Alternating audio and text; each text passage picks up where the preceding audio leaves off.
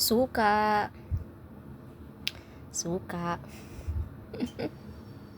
Buwad. That's yummy. That's lami. Patikim-tikim na rice. And rice. Yeah, with plate. Yeah, that's it. Hungit. Okay. So, ayan guys. Hello. Hello nga pala. Nakalimot na yung intro. So, ayan po. So, nagungit-ungit na ko. So, kana nga tayong boring. Super boring ko. Boring ko kayo, anak. Maong nag-video na lang ko gamay. Kay, pang-post gihapon sa YouTube. Kay, ganahan naman ko mag-pinost ani sa YouTube. Kay, wala may kuan. Saan na siya? Wala man tag lingaw. Kay, may klase. Muna pata kasi sa tag vlog ani bisag watay mapatay ko an income. Wow, income.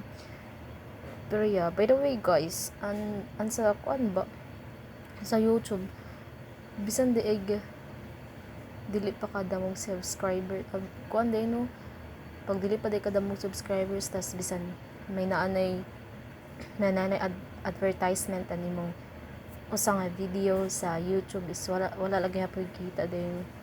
Kasabot na may kita na siya. So, nagakampante ba ko, oh my God, may kita na ko. Pero when I watch, some videos sa mga influencer or sa mga vlogger, they said na, no, what they kita. So, ang kanading gibutang sa atong advertisement sa atong video is, kuanday na siya. Kita na siya sa YouTube. Dili sa ato mismo. So, di ba guys? To be honest, I love tuyo. Lamian jud ko sa tuyo. Kay, lami talaga siya, like, pag isuwa nga nimo sa luto. Like, mapadamo ba nimo ang imong gikaon kay, murag, kalami labi na pag magkaon ka, pag isuwa nimo ang buwad sa luto, tapos with coffee, nga, puro nga nga coffee, and sa stick nga na coffee. Grabe, as in, super duper lami siya. Ganahan ko nga time nakatawa pa jud ko sa pagpalit na ko ba sa pagkuan gina kay nagpalit kasi ko tulo ka buok, tas as in gagmay lang siya, ato lang, di ba nakita ninyo, ato lang siya kagamay, tapos Diyos ko, tulo ka buok, jeez, like, super gamay naman. Ingon ba ko nga, excuse me, nakaingon ba ko nga, my God, mas maayo pagid talaga pag naa ka sa puro or sa isla. Kay when you buy tuyo, andako nga tuyo, as in andako ba, tulo siya ka buok 10. Mo ganing ka nice pag sa puro. Na kasi ko ron sa city, nag-eskwela mong diri at tipid, Diyos ko. Pero yeah, by the way, usa labot mong gipa-eskwela diri, pero yeah, I'm very thankful na ila kong gipa-eskwela kay syempre dili pud ko ka eskwela kung dili pud tungod sa ila Pero yeah, gilamian jud ko nga time. Kadako pa jud sa akong hungit. Diyos ko, init pa gayud. Gihungit pa jud nako tapos kainit. Diyos ko Lord, grabe ka ulit man. Guys, be proud mga Bisaya. Kay nakaon tag tuyo, mao jud atong pinaka favorite. Labi na pag naka sa isla, feel mo talaga na, I'm Bisaya. Charis! Ka-OA ni girl. Nagkaon-kaon ko, pero awa akong buhok, nagalupad-lupad. Mura pagid na sa kong baba. Kita aron. Kasamok ng buhok ka, kagilok sa nawang. Diyos ko. Nang buhok ka.